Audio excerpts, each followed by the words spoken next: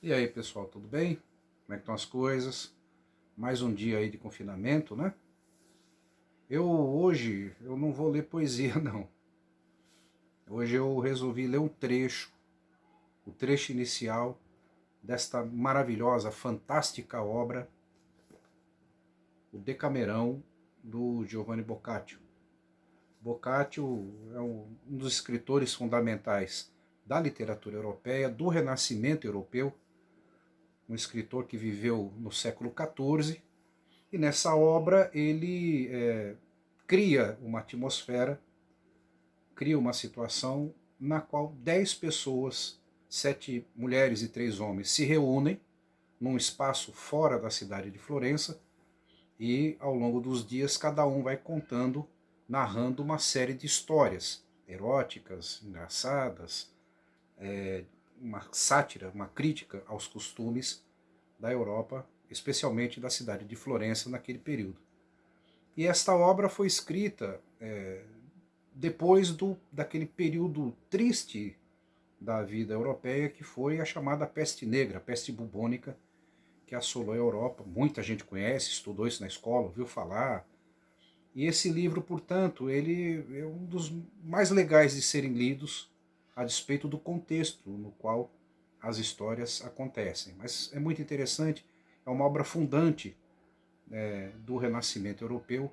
Eu super recomendo a leitura dessa obra. Eu vou ler um trecho um pouco longo, mas o Boccaccio aqui, nesta primeira parte, sobre a Pampineia, que é uma das moças que contam as histórias, na primeira jornada, ele traça um quadro da peste negra.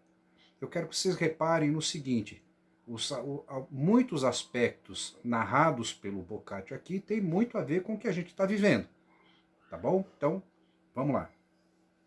Afirmo, portanto, que tínhamos atingido já o ano bem farto da encarnação do Filho de Deus de 1348, quando na muito excelsa cidade de Florença, cuja beleza supera de qualquer outra na Itália, sobreveio a mortífera pestilência.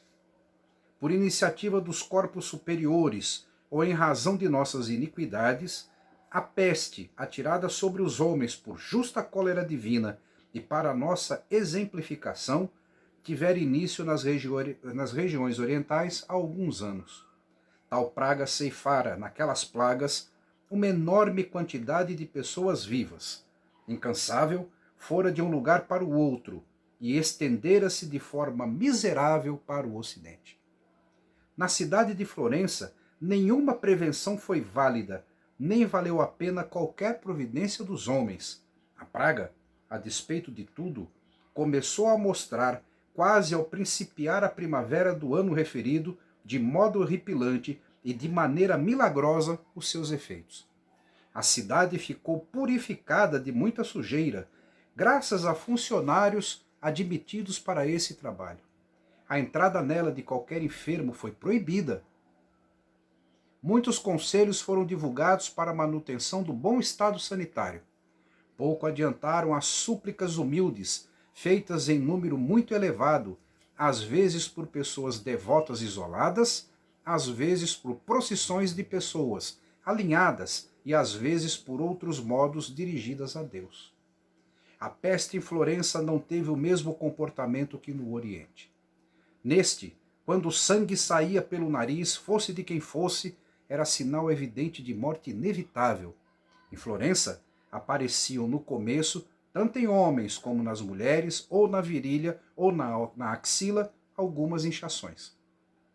Algumas destas cresciam como maçãs, outras como um ovo. Cresciam umas mais, outras menos. Chamavam-nas o populacho de bubões. Dessas duas referidas partes do corpo, logo o tal tumor mortal passava a repontar e a surgir por toda parte. Em seguida, o aspecto da doença começou a alterar-se, começou a colocar manchas de cor negra ou lívidas nos enfermos. Tais manchas estavam nos braços, nas coxas e em outros lugares do corpo. Em algumas pessoas, as manchas apareciam grandes e esparsas, em outras eram pequenas e abundantes. E do mesmo modo como, a princípio, o bubão fora e ainda era indício inevitável de morte futura, também as manchas passaram a ser mortais, depois para os que as tinham instaladas. Nem conselho de médico, nem virtude de mesinha alguma parecia trazer cura ou proveito para o tratamento de tais doenças. Ao contrário, fosse porque a natureza da enfermidade não aceitava nada disso, fosse que a ignorância dos curandeiros não lhe indicasse de que ponto partir, e por isso mesmo não se dava o remédio adequado. Tornara-se enorme a quantidade de curandeiros, assim como de cientistas.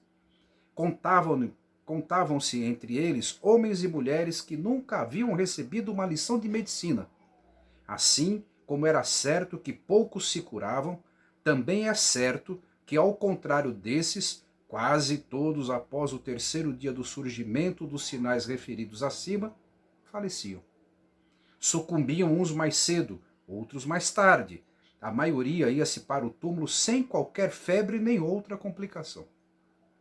Esta peste foi de extrema violência, pois ela tirava-se contra os sãos, a partir dos doentes, sempre que doentes e sãos estivessem juntos.